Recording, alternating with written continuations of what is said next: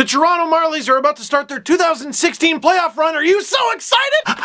Alright, maybe not that excited, but if you're a fan of the Leafs, you should be excited for this playoff run. You should at very least be interested. After all, like half the team is Leafs anyway. But I know you follow the NHL and the Leafs more than you follow the AHL and the Marlies. Most people do. So let this be your fan's guide to the Marlies 2016 Calder Cup playoff run. One, and most of you probably already know this, the Marlies finished first place in the American Hockey League this season. It wasn't even close. Second place was miles behind. They had 114 points, the third best regular season in AHL history. In round one, they will be getting the Bridgeport Sound Tigers, the American League affiliate of the New York Islanders. Round one is a best of 5. Yes, it's a best of 5, meaning 3 wins in round one gets you to round 2. 3 losses gets you golfing. Well, no worries, the Marlies will just sweep them faster. Well, not so fast. Last year, the Marlies were the 7th seed, taking on the heavily favored Grand Rapids Griffins, the farm team of the Red Wings. And after game 2, the Marlies found themselves up 2 games to none. The Marlies eventually lost. The Griffins were very good. They were coached by Jeff Blashill, who is now in the NHL. But the point remains that they were 1 game from a massive upset, and they don't want Bridgeport to do that to them. Because I don't know how you'll feel about it, but myself as a Leafs fan, I've had so much optimism this whole season. They finished 30th. I didn't care. They're getting draft picks. All the young guys look great. But if they get knocked out round 1 after the regular season they had, it's going to hurt what they've done for me. And with every playoff disappointment, you have to wait an entire year to redeem yourself. So yeah, like, no pressure. Now, some of you who have really been studying will be like, wait a sec, the Islanders, the Leafs made a trade where they got Michael Grabner and sent 5 prospects to the Islanders. I bet the Sound Tigers are full of former Leaf prospects. Oh my God, some intrigue. No, not really. Carter Verhaeghe, he is split time between the Sound Tigers and the ECHL. There's Taylor Beck, but he was traded and he was playing with the San Antonio Rampage. There's Chris Gibson in net. He would be the starting goaltender in this if there weren't injuries in the NHL and he was with the Islanders right now. But there is some intrigue with Bridgeport's roster. If the Panthers eliminate the Islanders, even if it's in 7 games,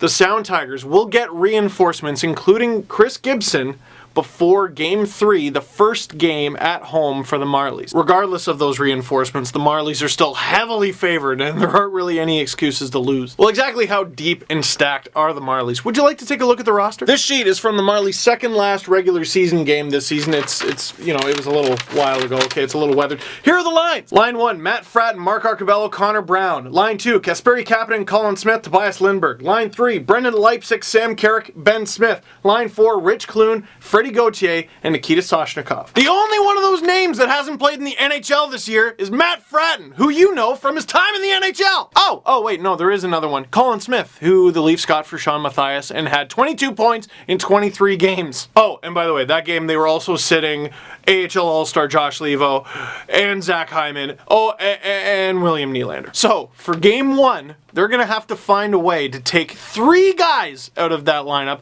and insert Levo, Hyman, and Nylander. Now, the Marlies' last regular season game of the season, they had a top line of Kasperi Kapanen, Colin Smith, and Tobias Lindberg. With the exception of William Nylander, those are 3 of the youngest guys on the team. Now, you could easily look at that and go, well, those are your 3 scratches. And they very well might be. I tweeted this out, and a lot of people were like, oh, get rid of Rich Clune. Well, here's the thing. There's no way the Marlies are going to scratch Rich Clune. I'd be shocked. When Andrew Campbell was called up to the Leafs, Rich Clune actually served as captain. There's been flux throughout the Marlies lineup all season. That's just how an American Hockey League team works. But one team that has been relatively consistent when all 3 guys are with the Marlies, Rich Clune, Freddie Gauthier, Nikita Soshnikov. All right, more about that later. That's called a tease, kids. As for defense pairings, I was at practice the other day and I had Percy with Connor Carrick, TJ Brennan with Justin Holl, he's on an AHL-only contract, Andrew Campbell, who's the captain, with Renat Valiev, and Victor Love with Kolomatis. Dave Kolomatis, so close. So even there, I'm like, well, they're probably not going to sit Justin Holl, so you're looking at probably scratching a Leaf prospect for game 1. You're not scratching TJ Brennan, he led the team in scoring, yes, as a defenseman. So, all right, well, that's fine, but you know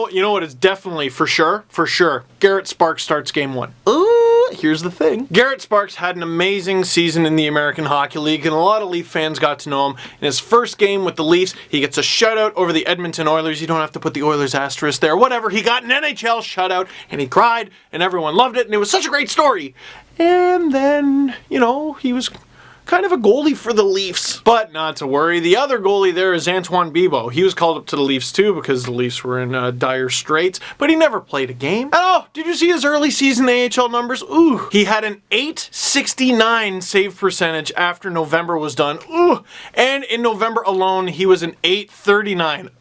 In fact, there was a game where the Marlies were losing 8-4 after 2 periods of play. Bibeau was in net for all 8. And in true Marlies fashion, Garrett Sparks goes in, faces 3 shots for the rest of the game. The Marlies come back to win it 9-8 in overtime. But if you paid attention to the Marlies after that, holy smokes did Bibeau put on a season. His final numbers still weren't amazing because of those first 2 months, but he actually recovered quite well. From December onward, Bibeau, who was only 21, had a .921 save percentage in the American Hockey League. And he ended the season hot too. He only allowed 14 goals on the final 237 shots he faced. That's a .940 save percentage. So who's going to make the Game 1 lineup? Who's going to start? It actually doesn't matter, to be honest. The Marlies rotated all season long, and that goes for goalies, defensemen, forwards, doesn't matter. And that's probably what they're going to have to do in these playoffs. They can do it by design, they can sit guys, rest guys, or nature can go ahead and do that because it's the playoffs and people get hurt. Now, just a couple more specific games. Again, the Marlies play their first 2 games on the road, which is fine because their penalty kill is 4th on the road, which is pretty weird because their penalty killing at home is 22nd. Their power play is pretty ho-hum too, just 13th at home and 16th on the road. And their struggles on special team are so weird because look at their goal differential. Goals for, 294! And goals against, 191. Yes, that's right. The Marlies had over 100 more goals than their opposition. Look, the American Hockey League is a very good league. It's one of the best in the world. There's lots of good players, lots of very good teams. But I don't think it's hyperbole to say that anything less than the Calder Cup for the Toronto Marlies this year will be a huge disappointment. Toronto has a legitimate favorite. So what are you going to look for? I want to look for who can rise to the challenge, really embrace playoff hockey, and their numbers don't dip. They just can't be controlled. Plus, one player in particular, Nikita Soshnikov in the playoffs is going to be fun. You saw him with the Leafs. The guy was little Komarov. Imagine what he could get away with in the playoffs. Just cursing at guys in Russian, doesn't even care if they understand. So, will you be paying attention?